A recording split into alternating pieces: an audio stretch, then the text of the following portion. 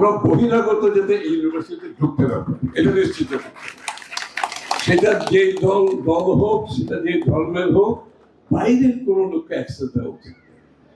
এই কালচারটা ডেভেলপ করতে হবে, এটা আপনারা সবাই ঐক্যবদ্ধভাবে করতে হবে। এখানে আরেকটা জিনিস হচ্ছে, চিটাগং ইউনিভার্সিটি আমি অনেকদিন পরে আসছি। আমি ঢুকতে ঢুকতে আমি তো মনে হচ্ছে I am in the nature, আমি প্রকৃতিতে ঢুকে গেছি। আমার তো মনে আমি এখানে একটা হলিডে রিসোর্টে ঢুকে গেছি, কোন একটা উডের মধ্যে, বনের মধ্যে। অপূর্ব, এত বড় এলাকা নিয়ে এরকম একটা ইউনিভার্সিটি, বাংলাদেশের মতো একটা ছোট দেশে এত বিশাল এলাকা, তার মধ্যে কত বড় একটা forest.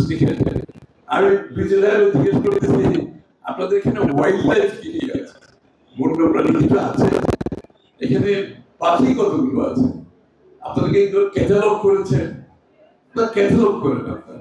This is something unusual in Bangladesh, I tell you, unusual Bangladesh. It's a beautiful surrounding.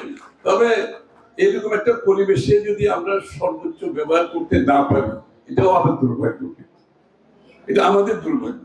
আমি বিসি সাহেবকে বলছি, আপনি চট্টগ্রাম ইউনিভার্সিটিকে নেক্সট লেভেলে এলিভেট করার জন্য প্রোগ্রাম নেন, আই উইল ডু ইট। আপনি একটা প্রোগ্রাম, আমি হেলালকেও বলছি, স্থানীয় আপনাদের নির্বাচিত সংসদ সদস্য, তাকেও বলেছি আপনারা চট্টগ্রাম ইউনিভার্সিটিকে নেক্সট লেভেলে দিতে। এত বড় একটা পসিবিলিটির সম্ভাবনা, এরকম একটা জায়গা আমরা যদি এইটাকে নিতে না পারি, it should be the best university in Bangladesh. It should be ওয়ার্ল্ডের one of the renowned rating এর মধ্যে হতে পারে, যার মতো একটা ইউনিভার্সিটি হতে পারে।